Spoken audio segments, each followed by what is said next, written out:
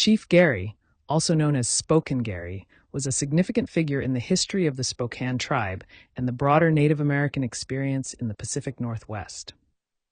Born around 1811, near what is now Spokane, Washington, Garry's life bridged two worlds: the traditional life of the Spokane people and the rapidly changing environment brought by European American settlers. His leadership, advocacy for his people, and struggles against the pressures of colonization provide a poignant narrative of resilience and cultural survival. Early life and education.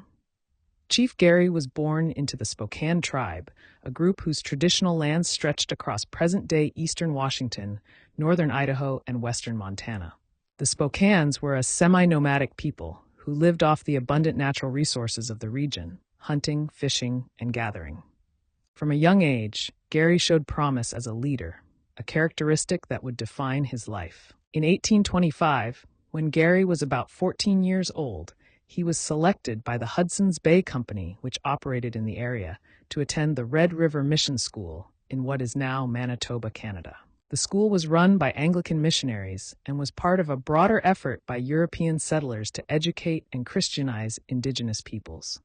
Garry spent 3 years at the school, where he learned English, French, mathematics, and other subjects, as well as Christian teachings. This education was both a blessing and a curse for Garry. On one hand, it provided him with the tools to navigate the complex interactions between his people and the incoming settlers. On the other hand, it distanced him from his traditional culture, creating a rift that would grow wider as pressures on the Spokane people increased. Nevertheless, Garry returned to his people in 1829 with a deep sense of responsibility to use his knowledge for the benefit of the Spokane. Leadership and diplomacy. Upon his return, Garry quickly rose to a position of leadership within the Spokane tribe. He became known for his oratory skills, which he used to mediate disputes, negotiate with settlers, and advocate for his people. Garry's bilingual abilities and understanding of European customs made him an essential intermediary in a time of increasing tension between Native Americans and settlers. One of Garry's most significant achievements was his role in the negotiations surrounding the Treaty of 1855, which was part of the broader effort by the U.S. government to secure land for settlers while relegating Native Americans to reservations. Garry attended the Treaty Council at Walla Walla, where he argued passionately for the rights of his people. Despite his efforts, the treaties, like many others across the country, were designed to favor settlers and the expansion of the United States at the expense of native lands. Garry's diplomatic approach was often misunderstood by both his people and the settlers. To the Spokane, his willingness to engage with settlers and missionaries was sometimes seen as a betrayal of their traditional way of life. To the settlers, his insistence on native rights and sovereignty was viewed as resistance. This dual perception placed Garry in a precarious position, trying to balance the survival of his people with the overwhelming force of colonization. Challenges and struggles. The mid-19th century was a time of immense upheaval for the Spokane people. The influx of settlers, driven by the promise of land and resources, brought with it diseases, the decimation of traditional hunting grounds, and violent conflicts. The Spokane, like many other tribes, faced the existential threat of losing their land, culture, and autonomy. Chief Garry struggled to protect his people through peaceful means. He believed that by adopting some aspects of European American culture, the Spokane could coexist with the settlers.